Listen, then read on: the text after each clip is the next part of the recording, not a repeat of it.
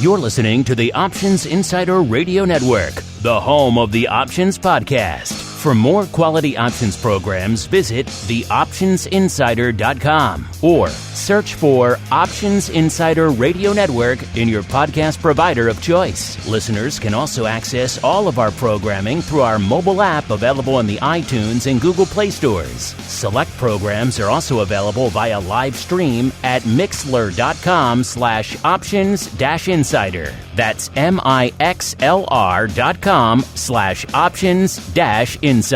Don't forget to follow along with your favorite programs and submit your own questions for the hosts at twitter.com/options, stocktwits.com/options, facebook.com/theoptionsinsider, or via questions at theoptionsinsider.com.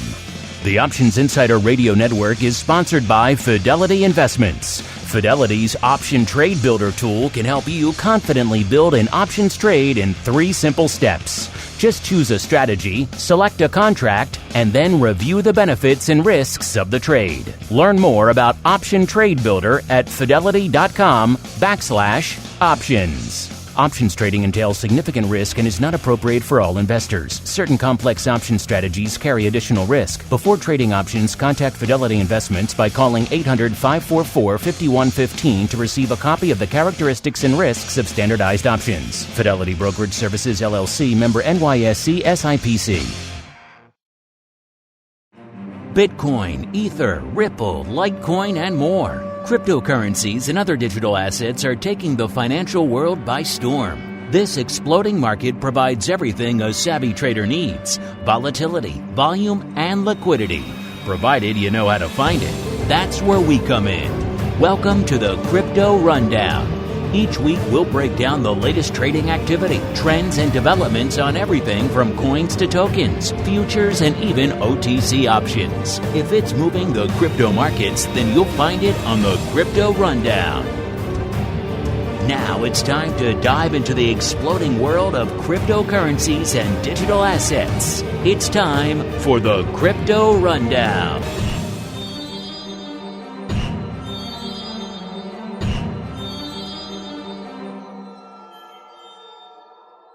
All right, everybody, that music means it is time once again for the Crypto Rundown, the program where we break down everything that's going on that other side of the fence there, on the crypto side of the fence. So we're going to talk spot, we'll talk the futures, we're going to talk the options, the altcoin, all that good stuff. My name is Mark Longo from theoptionsinsider.com, as well as, of course, I'm the ever-exciting The Options Insider Radio Network. Welcome to all of our continued flood of new listeners here on this program. We love to see you guys coming in from all over the place. We love our options listeners, but we also love all the new listeners who are discovering this program outside of the traditional options meccas out there. If you want to keep that flow coming, you want to help new people continue to discover the program and indeed the crypto derivatives market as a whole, make sure wherever you're listening to this, you leave a review. So your iTunes, your TuneIns, your Stitchers, even more so than our other programs, which have been running for ages. This one's a new one, and we have a whole new audience coming in. So keep those new folks discovering it. iTunes, Google Podcast, Spotify, wherever you listen to the program, make sure you leave a nice review so folks can understand what they're getting themselves into, and they can help other folks discover the program in turn. Well, keep paying it forward here. And joining me to help me break down this crazy madhouse world of crypto derivatives here on the program are a returning friend of the show. He is John Pearlstone from CryptoPatterns.net. John, welcome back to the Crypto Rundown. Thank you so much, Mark. How's my sound? A little technical difficulty over here. Am I coming through okay? Sound fine to me, so I think we're good to go to keep on rolling right on into the Bitcoin breakdown. It's time to explore the latest trading activity, trends, and developments across the world's leading crypto market. It's time for the Bitcoin Breakdown.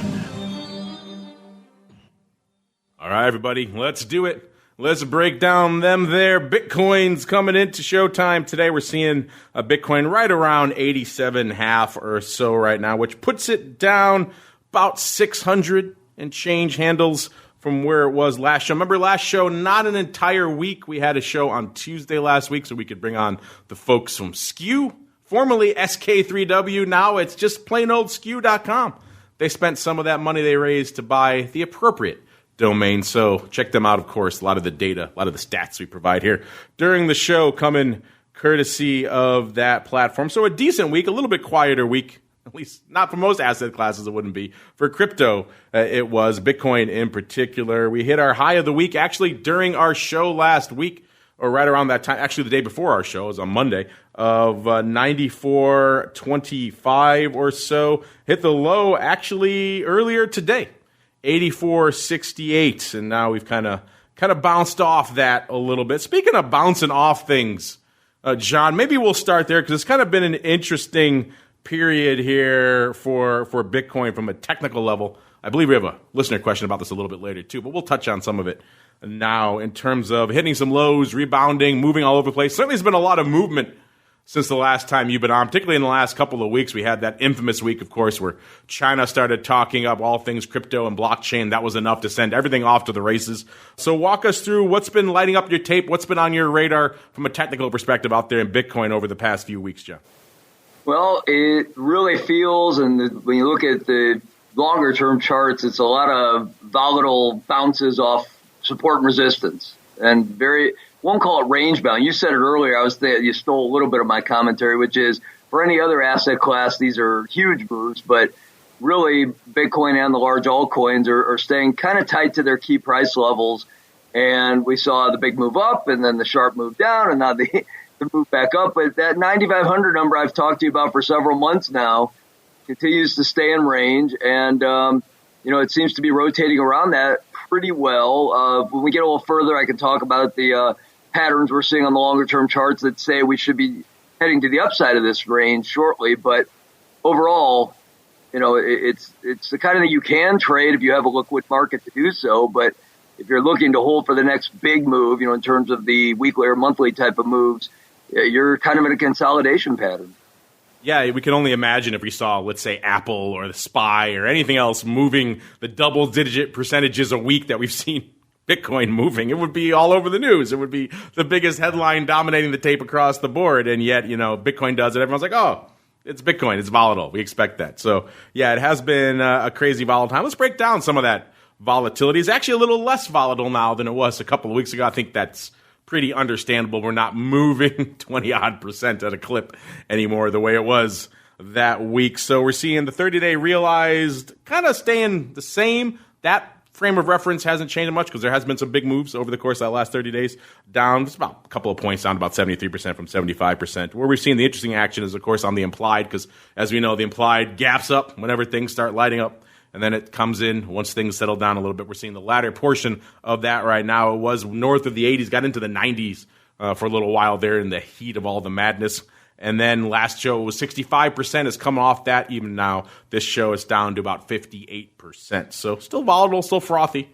You can put it up there with some of your more active, volatile equity options out there and things like that. But it's certainly not triple digits or threatening it the way it was a few weeks ago. Let's go out to the options side out there. Look at what's lighting it up out there on Deribit, at least until we get these much ballyhooed Bitcoin options coming from CME sometime in Q1. Then we can sink our teeth into those. Until then, got to make do with the leading platforms out there like Deribit and others. It was kind of overall a pretty mild week on the volume front. Remember, we use that 30 million value level as kind of a barometer for when a day is somewhat active. Most of the days were below that threshold, with a couple of exceptions coming on the 6th, with about almost 41 million going up on the 6th. And on the 7th, the big day, about 69, almost 70 million.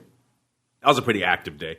Outside of that, it's funny, actually, our frame of reference goes back to actually through last week, which is last Tuesday, to include last Monday. And looking at that, it's kind of funny because the big vertical we profiled on the show last week is still the big print of the week here this week. It was a March 12,000, 16,000 vertical. Looked like maybe paper bought it, but again, we talked with the SKEW guys last week about how these sides are reported and how all this data is parsed and what kind of metrics they actually get. And obviously in the option space, we usually get spread tags and execution where it goes up amongst the spread. A little bit different in the crypto space. I encourage you to check out that program if you haven't done it yet to see how this stuff is reported on the crypto space, a little bit different. We're also seeing the D7500 puts. That's one of the big prints of the week. Again, we look for things that are size-wise north of that 50 Bitcoin level. Then we try to parse them from there. It wasn't a lot, but 250 of the D7500 puts. Also that same day, 6,000 puts went up about 184 times, but didn't go up marked spread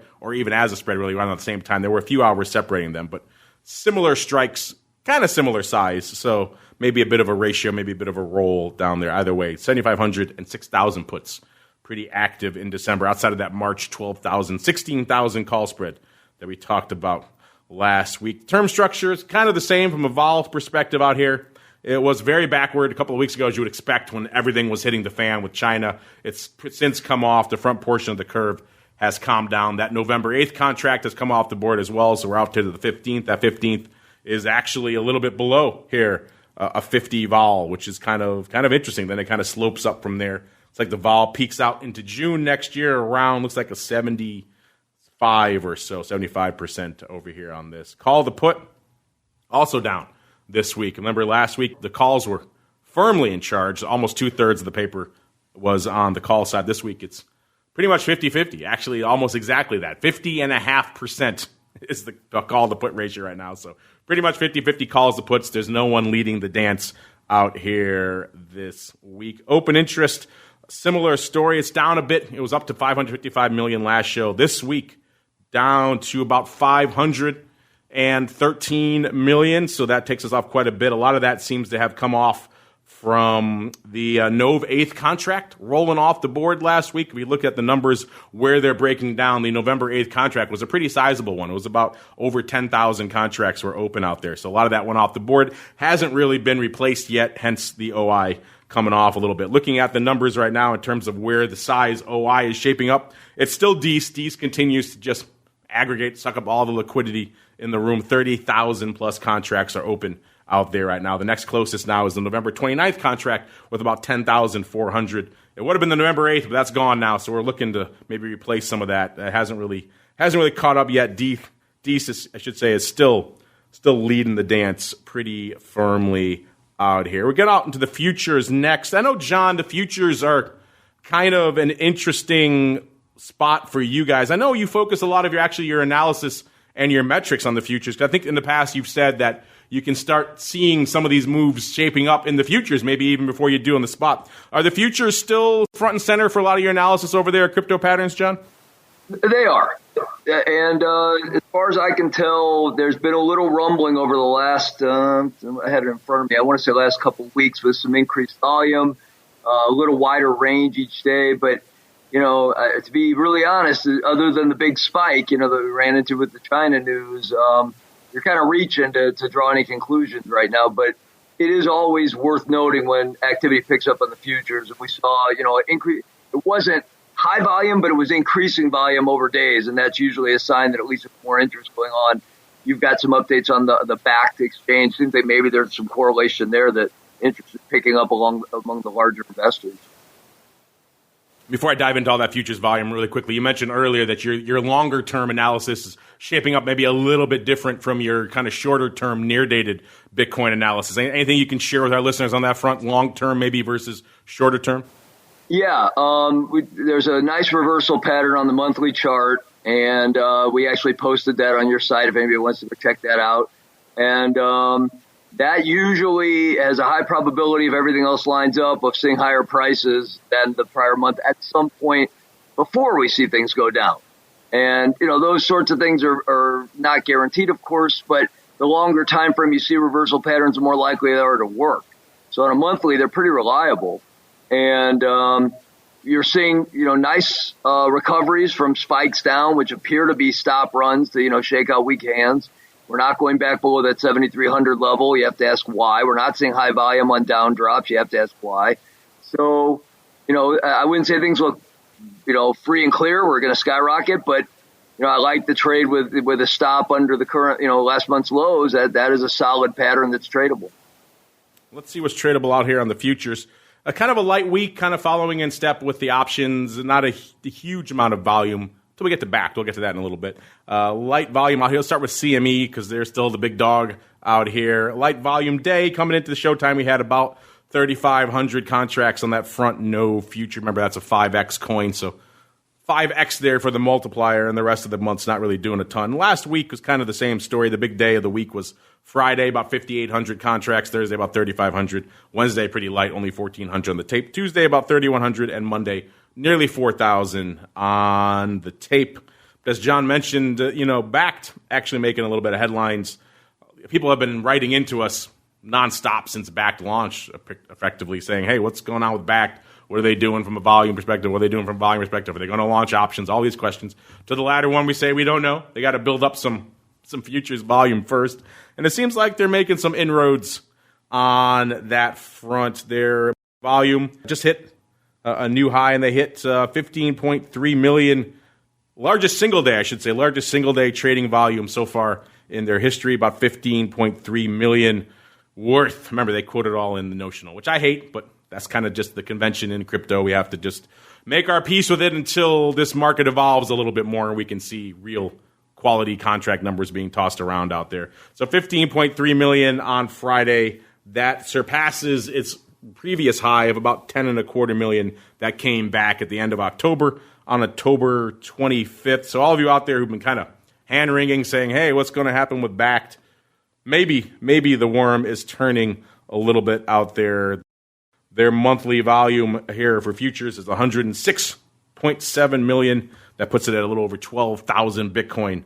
Actually, that goes back to their launch on the 23rd. So the total volume they've transacted is about a little over 12,000 Bitcoin out there. So interesting stuff, not exactly blowing the doors off yet. But again, I think for our audience, everyone wants a variety of venues out there that you could trade a lot of stuff at, that they're all deep and liquid. That benefits everyone at the end of the day. They can arb between venues. They could do spreads, all that fun stuff. Our audience lives on a little bit on the bleeding edge. They like that kind of thing. So hopefully we'll get multiple venues out there trading it up, and everyone will have a good time out there. Speaking of trading things up, looks like October, the numbers are in for October, was a good month for Bitcoin out there. Actually, a lot of people like to make this comparison. We've talked about this before, actually, John and I, about, is Bitcoin kind of the digital gold? Is it really this flight to quality type asset? Well, people like to compare it to gold as a result. And in October, it was a good month for the crypto versus the actual shiny stuff. Bitcoin outperforming gold for the first time since this summer. So not that long ago, back to June. You got to look, don't have to go back to multiple years or anything to find the last time Bitcoin beat gold. Just go back to June. But it was still a good month for Bitcoin. It was up about 10.25%. Gold managed a paltry 2.75% in October. So the crypto, the digital stuff, outshining the actual tangible stuff in October. John, is this still a commentary or a question or a correlation? People are still coming to you asking over their crypto patterns. Are they asking you about Bitcoin versus gold still? Is that still a common question, or has that kind of died down a bit? I would say it's died down a little bit simply because, gold was skyrocketing and now it's stabilized. But if you think about it, so did Bitcoin. Their timing was a little off, but they both really had big moves this year. So I think it's still an issue. It really needs to be watched. You're looking for those dramatic moves either way or a divergence, one taking off, one dropping to see who's playing the games to really move these markets. But we're absolutely watching it, and I think it will mean something. I mean, gold's in a little bit of a correction now. It's still an incredibly bullish chart. So, as is Bitcoin, by the way. If you look at it, again, I'm very focused on those longer-term charts because the volatility has been so much lower than historically year over year.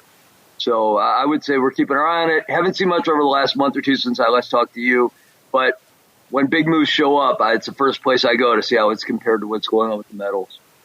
Yeah, that does seem to still be a standard comparison. People are always making these analogies to the crypto flight to quality. Whenever something crazy happens in China or somewhere else, we see these big moves in Bitcoin as a result. That conversation usually rears its ugly head again. So probably haven't seen the last of it, at least for October. The digital side taking the crown as we keep on rolling to explore the entirety of the altcoin universe. It's time to move beyond Bitcoin and find out what's moving the rest of the crypto marketplace. It's time to boldly venture into the altcoin universe.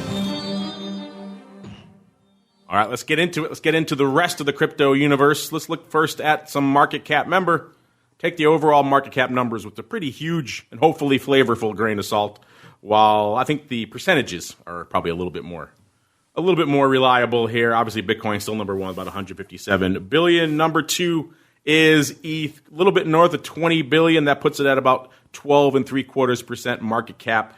Number 3, our old friend Ripple, still tied up in all this legal woes, with a little bit shy of 11 billion overall market cap. That puts it at about 7%, a little bit shy of 7% actually. Number 4, Bitcoin Cash, about 5.25 billion. That puts it at about 3.3% market cap. And number 5, Litecoin, a little bit shy of 4 billion, puts it at about exactly 2.5%. Let's throw EOS in there as well. You guys like that one as well. That gets it about 3.5 billion. So it's closing in on Litecoin. Post-halving, Litecoin hasn't seen the love fest that it had leading into that halving. Let's see, EOS at about 2.25%. So it's closing in. Maybe it'll break into the top 5 soon here, and we could talk about it officially here on the show. Before we get into the altcoin, I know, John, you've been kind of, I guess, lackluster on the whole altcoin segment out there. I know in the last time you've been on, you're kind of saying that there, except for I think one, maybe EOS it was that you were liking out there. Outside of that, it really wasn't a place where you guys were focusing a lot of your technical analysis because it just didn't perform well in the altcoin. Is that still the case, or is altcoin starting to come on your radar again? It's always watched, kind of like gold, but I don't know how anyone can look at it without, coming to the conclusion that it will behave the way Bitcoin behaves in terms of direction, in terms of volatility. I mean, at best, at least in the current market so far this year, it just has moved consistent at a direct correlation, sometimes at a higher rate, sometimes at a lower rate. But you got to start all technical analysis of Bitcoin, which is running the show. I do feel like, and you mentioned it, but I'll hit it again, I feel like Litecoin's a great indicator. It outperformed all the other large altcoins early this year, pulled back even further on the latest pullback. So it's kind of blended back in, but I do think it's got, some name recognition. It's got a use case people understand. So I think it's worth watching as an altcoin indicator. And I'm going to go 2. I'm going to add one for you real quick. You remember I told you last time we talked that Ripple was technically just destroyed. I think it was below 25 cents or right at that point. Yes. And I said, it'll just pop up over 30 when it feels like it. It's just behaving completely separate from technical analysis because it kind of just does whatever whoever's manipulating it wants to do, or that when they're, matching up their portfolios with Bitcoin or whatever. And that's exactly what happened. It's hovered around 30 back towards 25. So that's another indicator. You can't over rely on the altcoins. And then EOS, I do like their story if they ever can get their act together, because they're essentially trying to become a competitor with Facebook. And if you see this Libra thing falling apart, and if you see, litigation or government issues taking on Facebook, that might be a very real alternative or privacy issues. They haven't gotten where they need to be to make this happen, but that's what they're trying to do. And there's really no other large altcoin trying to compete in that space. Yeah, you touched on a lot there. Ripple is a good one because you're right. It's kind of beyond any sort of really fundamental or even technical analysis right now because it's caught up in all this litigation.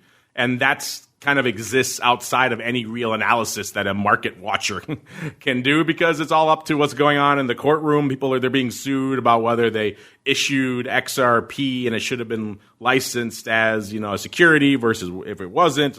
The outcome of that trial could have long-standing ramifications for XRP as a whole and for Ripple as a whole. So people are watching that, not so much for the outcome of that specific trial, but more what that could mean for the long-term future of how this is treated as a security or is it not, and a lot of these other coins as well. So all of that is kind of outside of the realm of any sort of analysis, which makes it challenging from a trading perspective.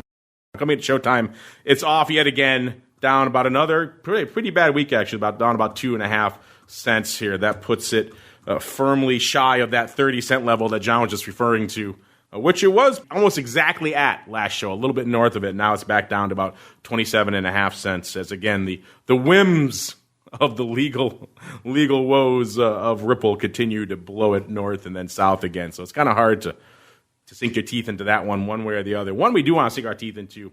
In fact, this is inspired by a question. I'm going to bump this up from Charlotte from our crypto question segment. We'll cheat and answer it early. Charlotte wants to know, are there any plans to incorporate ETH options onto the program? Well, yes. In fact, we were just talking about this with the SKEW folks last week. ETH is clearly number 2 from an overall, not just a market cap perspective, but also from a derivatives perspective. On the option side, on the future side, ETH clearly number 2 to Bitcoin out there. So I think that is something worth noting and incorporating. As we did mention with the SKEW guys last week, they do have a pretty robust ETH data set as well. So it's not all Bitcoin all the time. There is ETH on there as well for the options. Actually, the futures and the options, both available on there. So let's break it down. Let's start here. ETH come into showtime, down a little bit, down about 5 handles this week. Hit a high, let's see, right now it's at about 185, almost 186. It hit a high of about 193.5. That was back on the 6th, and it hit its low of about 182 and a third or so, right around on the 8th. So a little over $10, right around $11 range this week. So not a crazy week for ETH, but a decent week. Let's look at some of the metrics out here as well. Let's start breaking these down a little bit too, so we can start get a feel for how things are shaping up from a vol perspective out here in ETH. Again, this data coming courtesy of our friends over there in SKEW land here. The 30-day realized in ETH right now is about a 63%. 30-day implied, almost exactly the same, 63.5. That's kind of interesting. Usually you might see a little bit more discrepancy between those two. But again, ETH's not the biggest trading name yet from an options perspective, so that could be part of the reason why they're shaping up that way. If you're wondering how the call to put is looking out there, it's pretty much all calls all the time. 92% of the paper out there is on the call side of the ledger. And if you're wondering how much OI is out there, remember we talked about the Bitcoin options. They were a little bit shy of 550 million over there on Deribit. They're about 513 million right now. ETH is shy of about a tenth of that. ETH options have about 45, almost 46 million contracts outstanding out here. If you're wondering where the high came, it came at about 67, almost 68 million. And that looks like about back in September, actually, mid-September. So not too long ago, a couple months ago here. And now it's kind of off to about 45.7. So that's something I think we're going to start. Charlotte and everybody else who wanted to know more about maybe some ETH options and volatility, I think we're going to start working more of that into the show, because it's the number 2, and it's probably going to start picking up as we start listing more Bitcoin options. We've heard rumblings from CME and others about adjusting their ETH reference rates. So we're probably going to see more on the ETH product front down the road as well. So makes sense to start working that more into our analysis as well. We touched on Litecoin. Litecoin's kind of a quiet week, down about $1.20 from where it was last show. It's at about a 62 and change. Come into the latter portion of our show. We touched on Litecoin, John. Are you not as big of a fan of ETH out there? And a lot of people, ETH is a clear number 2. Is Litecoin the number 2 for you guys? I feel it's a better market indicator. I mean, ETH is the most broadly used among the community because a lot of those ICOs were funded through ETH, and they were able to do forks and put all their. Bottom line with ETH is, it's the leading technology, but it continues to not prove out that they've been able to make it work. And that's why I'm always nervous about it. In other words, it's kind of one of those things so many people are holding that it's got momentum. But, remember, it was at $1,400 at 1.2. So, I'm a bit skeptical on ETH. I will acknowledge that. And I'll touch on it when we get to our closing comments, because I feel like kind of as a representative of what's going on in the whole crypto market, in terms of people waiting for something tangible. So I'll kind of leave it at that for the moment. Yeah, I think you can probably have similar concerns about a lot of these underlyings at the end of the day. I know for our audience, they want a little bit of volume, a little bit of volatility, and they'll handle the rest. And ETH certainly delivers on those two fronts. But you're right. Long term, there could be a lot of questions, probably about a lot of these here, and I'm sure there are. And we've heard from a lot of you who do have those questions. But you guys want something that's tradable? We got it for you here, at least for the time being. Bitcoin Cash also moving a little bit. Quiet week out there for Bitcoin Cash, down about 5 handles from last show, putting out about a 288, 289 coming into the latter portion of the show here. And we already cheated. We got one question now. Let's get some more here as we keep on rolling into your crypto questions. You've got questions about crypto. Who doesn't? It's time to find out the answers to your crypto questions. All right, everybody. Welcome to Crypto Questions, a portion of the show where you guys ask your legion of questions about all things crypto, the derivatives, the options, the futures, the spot, all that good stuff, the vol, the term structure. Good thing you're on, John. We got some technical stuff this week. Let's see. First up, we got a bit of a comment/question, I guess, here from Thanext. They want to know, it seems like the supports were holding up pretty firmly across the crypto space last week. I kind of agree with this listener here, John. I think it's fair to say I've always been a bit of a skeptic on the technical analysis front. It's not my first go-to here. But even I noted, I think it was a couple of weeks ago, even last week as well, we saw some pretty robust bouncing off of a specific level out there. I forgot, I think it was 2 weeks ago what the exact level was out there in Bitcoin, but it hit it and bounced right off of it and then came back down and bounced right off multiple times to the point where even a cynic like me had to admit there maybe something was afoot out there. Is that something you've noticed as well, John, in the last couple of weeks, maybe in particular, that to the downside in particular, which is where he seems to be focused and where I noticed it as well, that the supports were holding up pretty well out there? Yeah, I mean, it's exactly. We've been posting some of that on your guys' site as well. I mean, the strength has been impressive in a gigantic range, again, for any other market, but the downside support has been strong, and the only troubling thing is it keeps coming up to the top of the range, and it's not showing any strength breaking through resistance. So it's not a time to be going all in, but, if you're willing to play with some, good discipline and tight stops, there's a lot of reason for this market to go up, bottom line. Yeah, I guess if there's anywhere you could probably see the weakness is to the upside. It can't really maintain it to the upside, but bouncing off, I think it was back after the initial Chinese furor all broke. 7,300 was a pretty strong level that I think it rebounded off several times. And there were a few others over the course of the last couple of weeks where it was clear that there was a support in there and it wasn't getting much through it. To the upside, yeah, different story. But I think I'm with you, and it sounds like John is as well. Thanexed or the next. Maybe it's a funky spelling of the next. Let's go with that.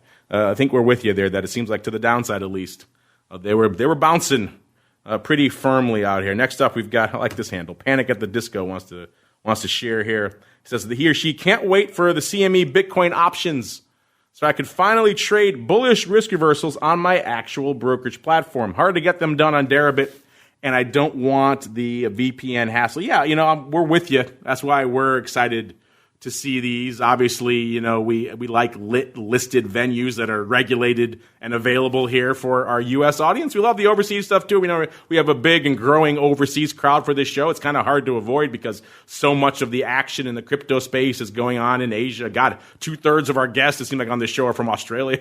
So Australia is a big mecca. Europe as well. Pretty much everywhere but the U.S. is leading the dance when it comes to crypto regulation. So we love all of our international listeners, obviously, but we have a good, strong core audience here in the U.S. We like to have more choices, more options, pun intended, for you guys as well. So, yeah, we're excited about the CME stuff, too, as well, because, CME is not going away anytime soon. They're regulated. They're listed. You know where to find them. They're right across the street here. You can go talk to them if you have to. Call them up. They exist.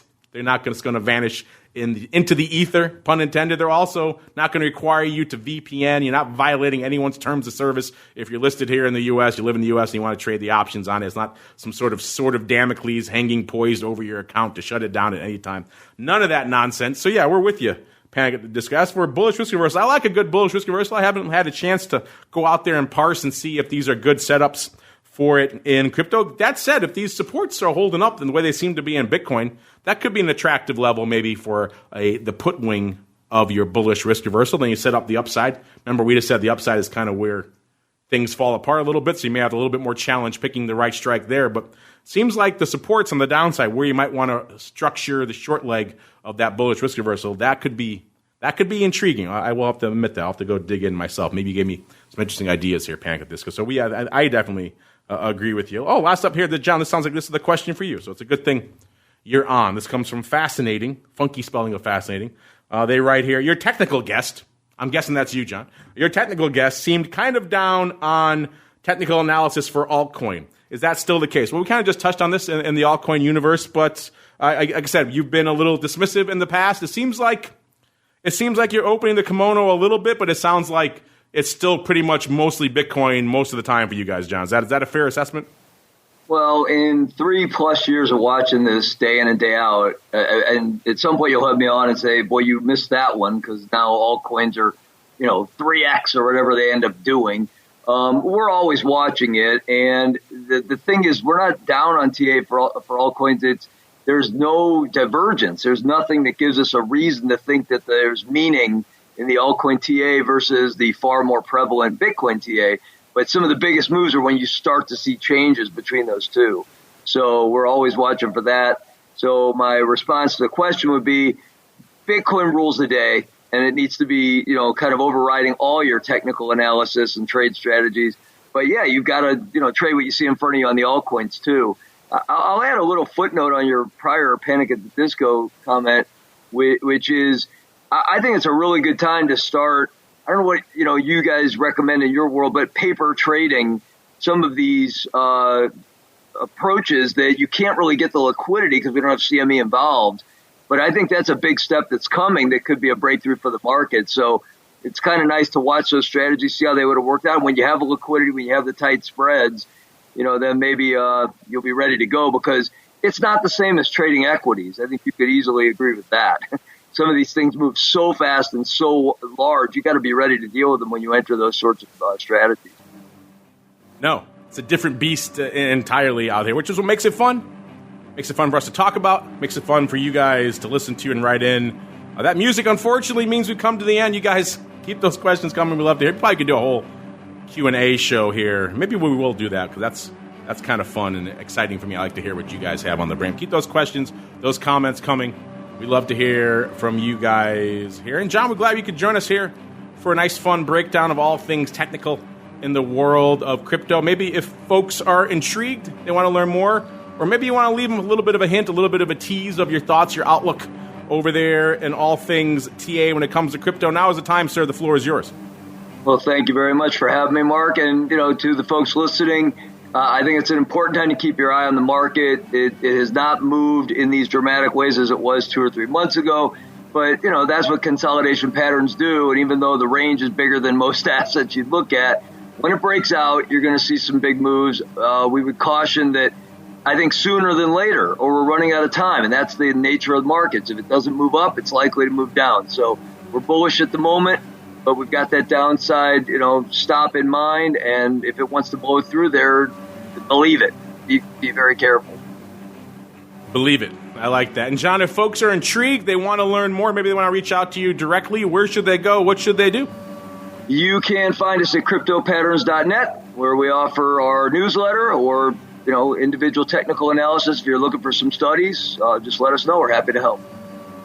There you go. Check them out, cryptopatterns.net. We feature some of their analysis over there at theoptionsinsider.com as well, so you can always head on over there and kick the tires. And if you want the full kit and caboodle, you want to really dive deep into all things TA on crypto, cryptopatterns.net, easy for me to say, is the place to go. Give them a follow on Twitter while you're at it as well. They're at cryptopatterns on the old Twitter machine. And on behalf of John and myself, I want to thank all of you out there for downloading, streaming, subscribing, for keeping those questions coming. We love to hear from you guys. Remember, if you like what you're listening to, get out there, help some new crypto traders discover the show, leave a review on your platform of choice.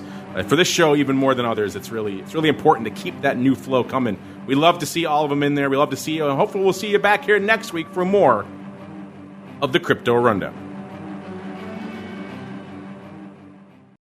You're listening to the Options Insider Radio Network, the home of the Options Podcast. For more quality options programs, visit theoptionsinsider.com or search for Options Insider Radio Network in your podcast provider of choice. Listeners can also access all of our programming through our mobile app available in the iTunes and Google Play stores. Select programs are also available via live stream at mixlr.com/options-insider. That's mixlr.com/options-insider. Don't forget to follow along with your favorite programs and submit your own questions for the hosts at twitter.com/options, stocktwits.com/options, facebook.com/theoptionsinsider, or via questions at theoptionsinsider.com.